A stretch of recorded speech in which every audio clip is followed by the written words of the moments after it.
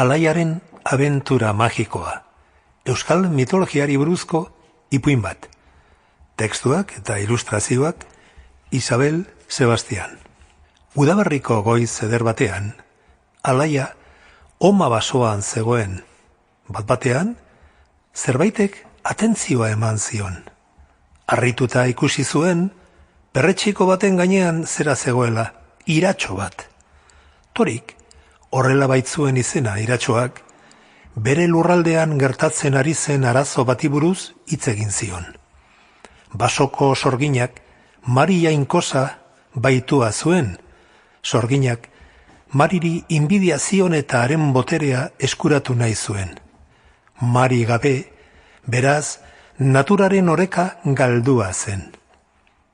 Hala bada, Alaiak bere laguntza eskainiko dio Tori iratxoari Mari jainkosa askatzeko eginkizunean. Horretarako, basoko izaki mitologiko ugariren laguntza beharko dute. Mundu erreala eta mitologikoa nahazten dituen istorio polita da Alaiaren abentura magikoa. Emozioa eta umorea barnebiltzen dituen ipuin zirraragarria. Familia osoarentzako abentura da. Ilustrazio eder eta magikoz betea. David eta Elisabetentzat, beraiekin partekatzen baitut bizitzaren abentura magikoa. Ezagutzen alduzu omako basoa? Bizkaiko lurretan fantasiaz beteriko baso bat dago. Kolore deigarriz margotutako zuhaitzez betea. Leku miresgarri horretan hasten da gure istorioa. Udaberriko goiz eder batean, Alaia natura zientzien ikasgaiko lan bat prestatzen ari zen basoan.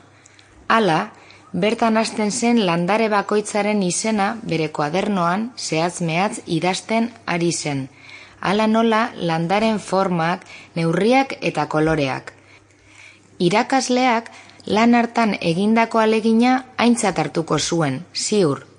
Beraz, Alaia guztiari arreta handiz begiratzen zion. Bat-batean, zerbaitek bere arreta ekarri zuen. Zuhaitz baten ondoan, hasten ari zen perretxiko bat ikusi zuen, eta zerbait arraro ikusi zuen. Distira bat? Galdutako bitxi bat?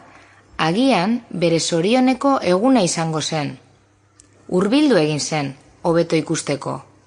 Harrituta, ohartu zen, perretxikoaren gainean iratxo bat zegoela. Sample complete. Ready to continue?